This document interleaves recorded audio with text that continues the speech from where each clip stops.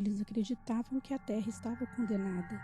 Acreditavam que a morte não era o fim, mas uma passagem para um mundo superior próximo à estrela Sirius. E para provar sua fé, dezenas de pessoas seguiram seus líderes até um desfecho que chocou o mundo. Essa é a história da Ordem do Templo Solar, uma das seitas mais misteriosas e mortais do século XX. Oi pessoal, bem-vindos de volta ao Mente Cativa. Meu nome é Miriam e o caso de hoje é daqueles de arrepiar a espinha e deixar qualquer um sem dormir. Então já se preparem, curtam o vídeo para não esquecer, me contem nos comentários se vocês já conheciam essa história e se sabem de mais algum caso parecido. Hoje nós vamos mergulhar fundo na bizarra e sanguinária história da Ordem do Templo Solar. Para a gente entender como essa loucura toda começou, precisamos voltar um pouco e olhar para o passado e a infância de dois homens por trás de tudo isso. Começando pelo Luc Jouret. Ele nasceu em 1947 no antigo Congo belga, mas na adolescência a família foi para a Bélgica. Ele era um rapaz super atlético, praticava judô, alpinismo e até entrou para o exército. O Jouret saiu de casa aos 21 anos, depois de uma briga violenta com a família. Ele foi estudar medicina homeopática, começou a viajar o mundo, indo para as Filipinas, Índia, China, Peru, sempre buscando curas espirituais e alternativas. Em 1981, ele teve um filho chamado Sebastian. O bebê nasceu com um problema muito grave no coração e morreu na UTI com apenas 4 dias de vida. Isso devastou o Jouret. Ele afundou numa depressão terrível e começou uma busca frenética por respostas místicas e esotéricas para a morte. Do outro lado, a gente tem o Joseph de Mambrou, mais conhecido como Joe de Mambrou. Ele era bem mais velho, nasceu na França em 1924, filho de imigrantes italianos. O pai dele era um operário de vidraçaria e a mãe era costureira. Ele era muito apegado à mãe, mas detestava o pai por achar que ele era um conformado, um homem sem ambição. O de Mambrou queria ser grande, queria ser reverenciado e, acima de tudo, queria ser muito rico. Ele começou a vida adulta trabalhando como relojoeiro e joalheiro. Ele abriu uma loja, mas como ele era obcecado por aparências e por ostentar um luxo que ele não podia bancar, o negócio faliu. Sem dinheiro, ele decidiu que ia ganhar a vida de outro jeito, virando médium. Ele percebeu que tinha o dom natural da manipulação. Nos anos 50, ele entrou para uma escola místico-filosófica chamada Amorque, que era uma ordem Rosa Cruz. Ele começou a devorar livros de esoterismo. Ele já convencia as pessoas ao redor de que era a reencarnação de grandes espíritos do passado e que tinha poderes mentais absurdos. Os caminhos desses dois se cruzaram no final dos anos 70. O de Mambrou tinha se mudado para a Suíça e criado uma fundação chamada Golden Way, um centro onde ricaços iam para ouvir palestras sobre ocultismo. O Jouret, mergulhado nessas filosofias depois da morte do filho, apareceu por lá. E quando de Mambrou bateu os olhos no Jouret, ele viu exatamente a peça que faltava no quebra-cabeça. O de Mambrou era a mente manipuladora, mas ele não tinha carisma e odiava falar em público. O Jouret era o oposto, magnético, bonito, falante e, o mais importante, um médico respeitado.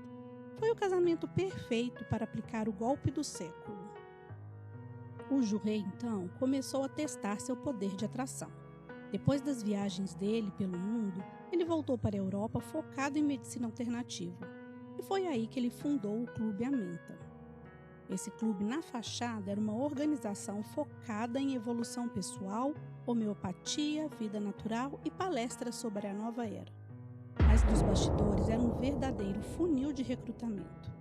O Jouret alugava salas de conferência e usava sua figura de médico bonito e charmoso e de fala mansa para atrair pessoas da classe média e alta que estavam desiludidas com a medicina tradicional com o mundo moderno. No Clube Amenta, ele começou a plantar as sementes do ocultismo. Ele falava sobre como a sociedade estava doente e como só quem buscasse um caminho espiritual elevado iria sobreviver. As pessoas entravam no clube achando que iam aprender a comer melhor, curar o estresse, e acabavam mergulhando em textos esotéricos e rituais místicos criados pelo próprio Juré. Ele basicamente criou um fã-clube de pacientes e seguidores que viam nele uma mistura de médico milagroso e guru espiritual. E é aqui que a coisa se conecta de forma fatal. O Juré tinha o Clube Amenta, cheio de pessoas ricas e dispostas a segui-lo.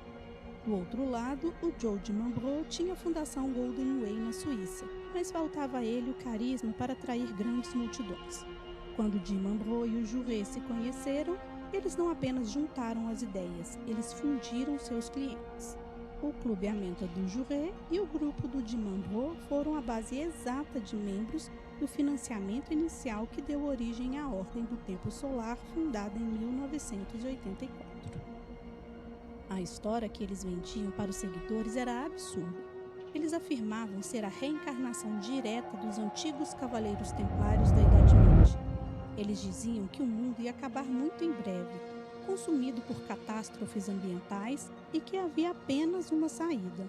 Um grupo seleto faria um trânsito, uma viagem purificadora através do fogo, diretamente para a Estrela Sírius, onde viveriam eternamente em corpos divinos. O alvo era gente rica, poderosa e influente. Prefeitos, médicos, jornalistas renomados, policiais, engenheiros e empresários da Suíça, França e Canadá. As pessoas eram tão manipuladas que entregavam fortunas e transferiam propriedades inteiras para o nome da seita.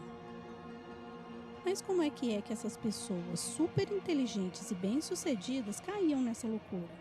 É que eles não chegavam no primeiro dia falando de suicídio em massa e estrelas. Lá dentro desses clubes, a conversa começava a mudar de tom aos poucos.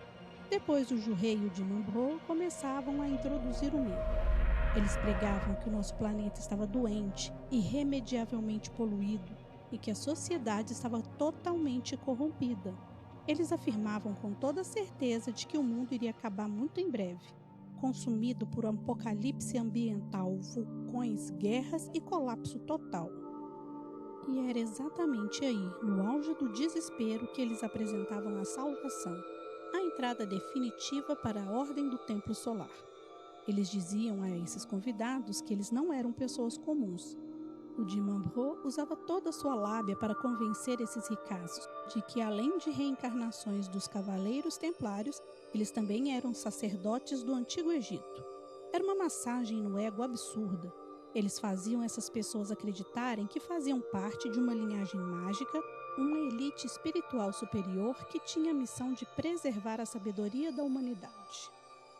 A crença central e a doutrina que eles empurravam para a mente dos membros era a seguinte: o corpo físico é apenas uma casca, uma ilusão, um veículo que não importa. Como a Terra seria destruída, os membros dessa elite precisavam preparar suas almas para o que eles chamavam de o trânsito. O detalhe mais macabro que eles ensinavam era que a morte não existia. A promessa era de que, através de rituais de purificação e, por fim, através do fogo, as almas deles seriam ejetadas da terra e transportadas diretamente à estrela Sírius. Eles acreditavam que em Sírius encontrariam os mestres ascensos, uma espécie de deuses cósmicos ou alienígenas superiores, e lá os membros da seita viveriam eternamente em corpos solares feitos de luz e energia reinando pelo universo. Ou seja, eles misturavam uma paranoia real da crise ecológica com o elitismo de ser um cavaleiro templário sagrado e uma ufologia delirante sobre viajar para outra estrela. E para garantir um lugar nessa viagem da salvação, o membro tinha que provar desapego material e lealdade absoluta. E como eles provavam isso? Entregando suas posses terrenas para os líderes. Afinal, de que serviriam mansões e contas bancárias na estrela Sírius? Foi assim, usando o medo do apocalipse de um lado e o ego de se sentirem os escolhidos do outro, que a seita enriqueceu e dominou a mente de tanta gente influente. E a vida lá dentro, durante todos esses anos que eles operaram na sombra, acreditem, é um misto de luxo absoluto, teatro e um controle mental completamente doentio. O de Mambrot era obcecado por espetáculo. Ele não queria apenas falar com os seguidores, ele queria que eles vissem milagres. Para isso, ele montou um santuário milionário no subsolo das mansões. É aqui que entra uma figura-chave, Antônio du Toit. Na época em que a seita estava no auge, o Antônio era técnico de som e luz do grupo. Ele era o cara por trás das cortinas. O de Mambrot contratou o Antônio para instalar projetores de hologramas, máquinas de fumaça, luzes de laser, espelhos falsos de 2 faces e caixas de sons escondidas nas paredes. Durante as cerimônias, quando os membros ricos estavam sentados no escuro, usando capas medievais com a cruz dos templários e em trânsito absoluto, o de Mambrot apertava botões ocultos. A sala se enchia de fumaça, luzes estroboscópicas piscavam e hologramas dos tais mestres ascensos flutuavam no meio da sala, dando mensagens apocalípticas. As pessoas choravam e entregavam mais e mais dinheiro, achando que estavam diante de presenças divinas, sem fazer ideia de que o Antônio du Toit estava numa salinha ao lado operando tudo. O controle ia muito além do dinheiro. O de Mambrot criou os casamentos cósmicos. Ele dizia que os casamentos terrenos não valiam de nada e obrigava maridos e esposas que estavam juntos há anos a se separarem e casarem com outras pessoas da seita. Ninguém podia ter filhos sem autorização expressa dele. Se uma mulher engravidasse por acidente, era obrigada a abortar, sob o pretexto de que aquela criança seria um espírito inferior. Mas é claro que as regras não se aplicavam ao líder. O de Mambrot tinha várias amantes, e uma delas era uma jovem chamada Dominique Bellaton, e o que ele fez com ela beira ao delírio absoluto. Ele queria criar um bebê Messias, a criança que iria liderar a todos no novo mundo em si. Então ele arranjou uma cerimônia secreta bizarra. A Dominique foi vendada, cercada por espelhos e luzes, e o de Mambrot usou uma espada cerimonial que, segundo ele, soltou um feixe de luz que atingiu o ventre dela. Ele anunciou para todos que ela tinha engravidado de forma imaculada, sem relação sexual, por pura intervenção divina. Mas é claro que ela estava grávida dele. 9 meses depois, nasceu a pequena Emmanuelle, que ficou conhecida como a criança cósmica. A menina cresceu isolada, tratada como uma deusa intocável. Ela só podia usar roupas brancas, andava com luvinhas brancas pela casa para não ser contaminada pela sujeira do mundo. E não podia brincar com as outras crianças. Os membros da seita se curvavam quando a menina passava. Um dos financiadores mais pesados da ordem foi Camille Pillet. Para vocês terem ideia do nível de dinheiro que rolava, o Pillet era ninguém menos do que o ex-diretor e vice-presidente executivo da Piaget, aquela marca suíça chiquérrima de relógios e joias de luxo. Ele injetou milhões de dólares na seita, dinheiro que o de Mambrot usava para comprar propriedades gigantescas e carros importados. Outro membro de altíssimo escalão era Michel Tabatinic, um maestro e compositor suíço muito famoso na Europa. Michel era uma figura de muito prestígio e o de Mambrot usava a imagem dele para atrair as pessoas intelectuais. O maestro escrevia apostilas filosóficas para o grupo e dava palestras sobre como a música e as frequências poderiam preparar a alma para o trânsito planetário. Mas tudo começou a desmoronar em março de 1993 no Canadá. O Luc Jouret e 2 outros membros da seita foram pegos pela polícia tentando comprar armas semiautomáticas com silenciadores de forma ilegal. Eles foram detidos e condenados a 1 ano de pena suspensa. E isso foi o gatilho para o desastre. A polícia canadense começou a investigar a fundo a ordem, colocando escutas telefônicas e vasculhando as finanças do grupo. Nas escutas, os investigadores ouviram o de Mambrot completamente paranoico, dizendo que a polícia estava espiando os rituais deles e que a fachada de santidade estava ruindo. Alguns membros também começaram a perceber as fraudes financeiras e os truques de mágica baratos e pediram o dinheiro de volta. Foi nesse momento de desespero e com a saúde piorando por causa de uma insuficiência renal que o de Mambrot decidiu que o trânsito para a estrela Sirius tinha que acontecer imediatamente. Se eles não podiam manter essa farsa nesse mundo, iam sair dele e levar todo mundo junto. A coisa tomou um caminho sem volta em 1994. Lembram do Antônio Dutoy, o técnico de som e luz? Ele e a esposa Suzanne tinham se afastado da seita e acabavam de ter um bebezinho chamado Christophe Emmanuel. Por um motivo puramente doentio, o de Mambrot achou que o nome do bebê era uma afronta à sua própria criança cósmica e decretou aos seus seguidores cegos que aquele bebê de 3 meses de idade era na verdade o próprio Anticristo, que tinha nascido com a missão de impedir a viagem deles para Sirius. No dia 30 de setembro de 1994, a mando de de Mambrot, membros foram até o chalé da família Dutoy. O que eles fizeram lá dentro embrulha o estômago. Eles pegaram o pequeno Emmanuel e cravaram uma estaca de madeira repetidas vezes no peito da criança, matando o bebê na hora. Depois, o Antônio e a Suzanne foram assassinados com dezenas de facadas. Alguns dias depois, no dia 4 de outubro, o próprio Juret e o de Mambrot foram pessoalmente até esse chalé, amarraram sacos de lixo cheios de gasolina pela casa inteira e usaram temporizadores para provocar um incêndio colossal. Enquanto o Canadá ainda lidava com as cinzas daquele chalé, a Europa estava prestes a ver o inferno.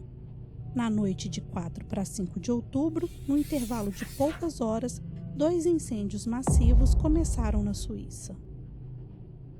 O primeiro foi em uma fazenda na vila de Chery.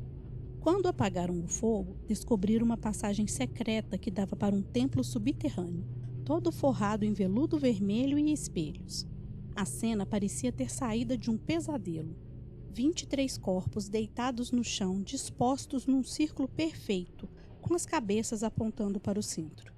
Quase todos usando aquelas capas de cerimônia dos templários.